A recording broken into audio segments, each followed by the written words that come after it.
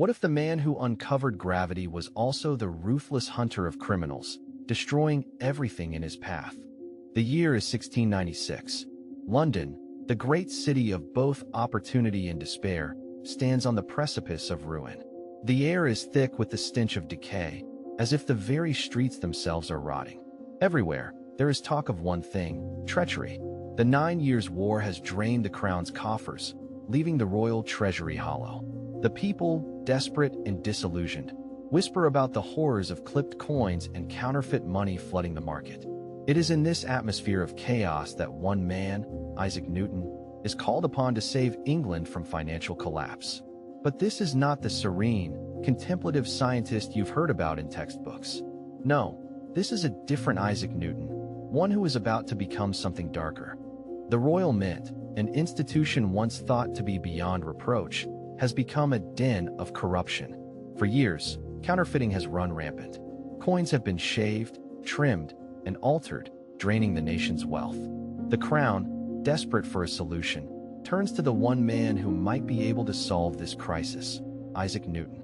Reluctantly leaving behind his life of academic tranquility, Newton takes up the position of Warden of the Royal Mint. What could have been a quiet post of overseeing coin production turns into an obsessive mission, one that will consume him and lead him into the very bowels of London's criminal underworld.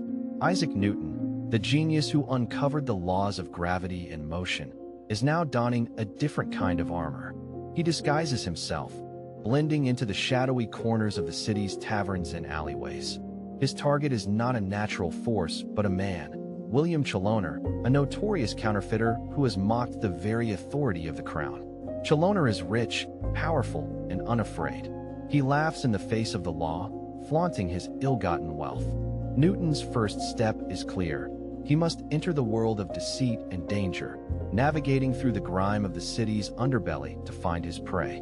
The night air hangs heavy with smoke, mingling with the rancid smells of rotting fish and urine as Newton steps into one of London's most notorious taverns.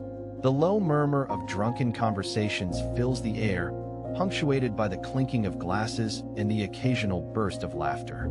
Newton's sharp eyes scan the room, taking in every detail: the dark, clouded windows, the flickering candlelight, the shifty figures huddled in corners. He knows that somewhere within this chaos, answers await. He approaches informants, criminals, and conspirators, each more dangerous than the last.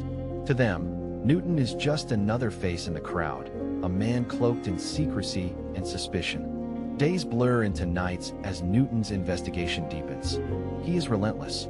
He speaks to over 100 informants, interrogates thugs, and bribes the fearful. His methods are ruthless. No stone is left unturned, no lie left unchecked. Every suspect he encounters becomes part of his scientific method: observe, question, calculate. In his mind, the truth is a formula, and he will not rest until it is solved. He begins to unravel the tangled web of Chaloner's operations, each discovery leading him closer to the man he seeks. Newton feels no fear in the face of danger. Instead, there is only a cold, detached determination, as if he is observing a problem to be solved rather than a life to be lived. It is a cool evening when Newton finally catches wind of Chaloner's hideout, a mansion tucked away in the darker quarters of London. The estate reeks of opulence, its walls lined with gold trim, and its doors guarded by men who are as corrupt as the man within. Newton, cloaked in shadow, surveys from a distance. Every step he takes is deliberate, each breath calculated. The mansion is quiet, too quiet. Newton knows that silence often hides the most dangerous secrets. His mind races as he pieces together the puzzle. This place, this man, must hold the key to bringing Chaloner down. But it is not enough to simply find him. Newton knows the law must be adhered to with precision. There must be irrefutable proof. Newton's mind is a storm of calculations and theories, but now he must wait. Patience becomes his only ally.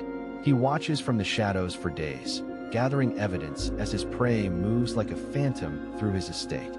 Every visit to the mint, every conversation with his accomplices, every slip of his tongue is recorded.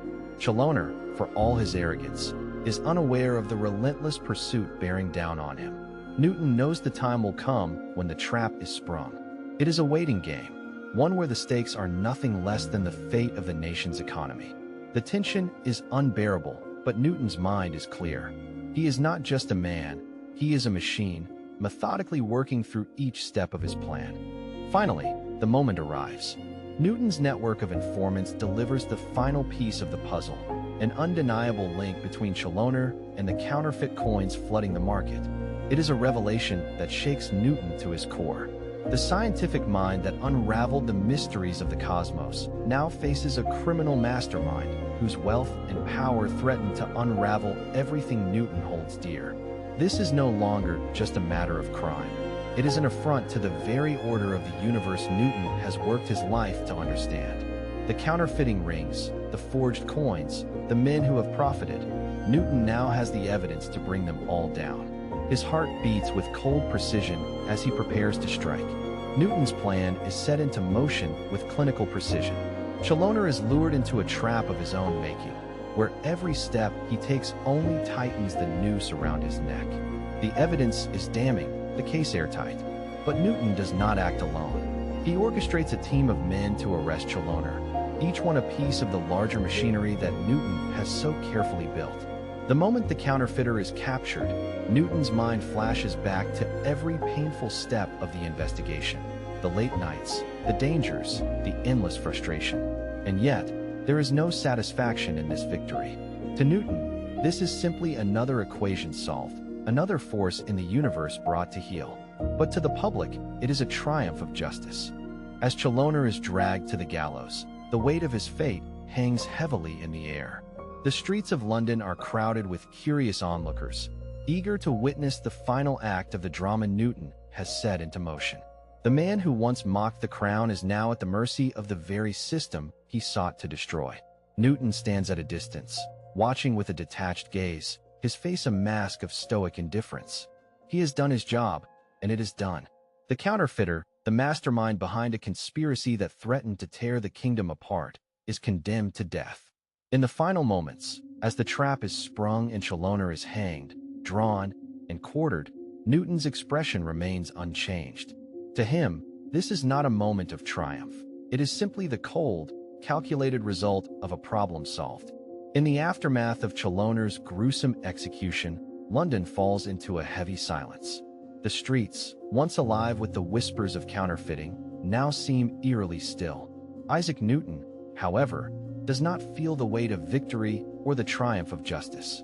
Instead, he feels only a sense of emptiness, as if the battle was never truly his to win. He returns to the Royal Mint, where his work continues with a cold, mechanical efficiency.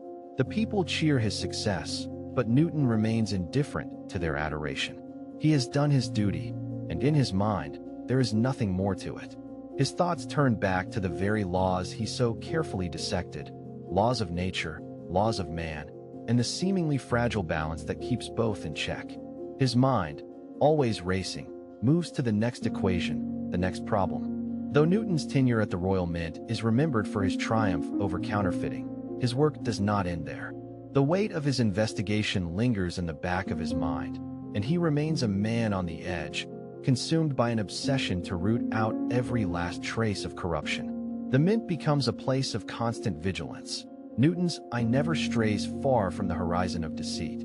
His meticulous nature drives him to refine and improve the system, implementing innovations that make it harder than ever to tamper with the nation's currency. But with every new step, Newton's isolation grows.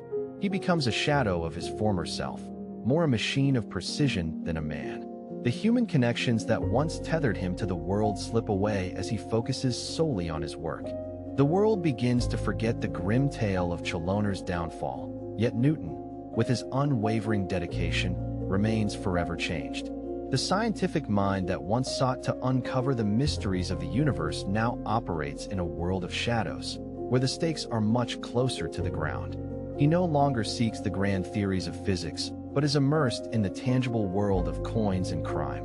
His once calm and steady demeanor has hardened, as if the very act of chasing down criminals has transformed him. Newton, who had unraveled the cosmic laws, now turns his mind to the laws of men. His obsession with justice and order transcends the boundaries of science, and in his mind, Every action must adhere to the same principles: logical, methodical, relentless. Yet, as time passes, the legend of Isaac Newton evolves. No longer merely the quiet mathematician and physicist, he is now viewed by some as a force of retribution, a cold arbiter of justice. Stories of his relentless pursuit of criminals become whispered legends in the taverns and courtrooms of London. The very name of Newton inspires both reverence and fear.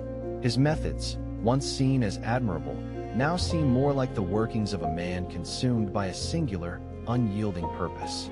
He becomes a figure out of myth, no longer tied to the world of academia or science, but to something darker, something more elusive. Even as the years pass and his physical health deteriorates, Newton's mind remains sharp. But in the silence of his later years, his soul seems less sure. The weight of his actions haunts him, and the boundaries between justice and obsession blur.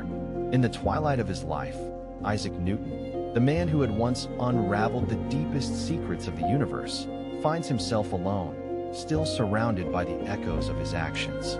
The people of England remember him as the hero who saved the nation's economy, the relentless investigator who brought a master criminal to justice. But for Newton, the true cost of his journey is more personal. The pursuit of truth, of justice, has consumed him, leaving him isolated in his later years. He spends his days in quiet reflection, surrounded by the relics of a life that has been lived with unyielding purpose.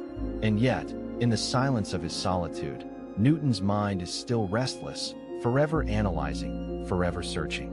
The man who once stood on the precipice of discovery now stands on the precipice of his own soul, questioning whether the price of justice was worth the cost of his humanity.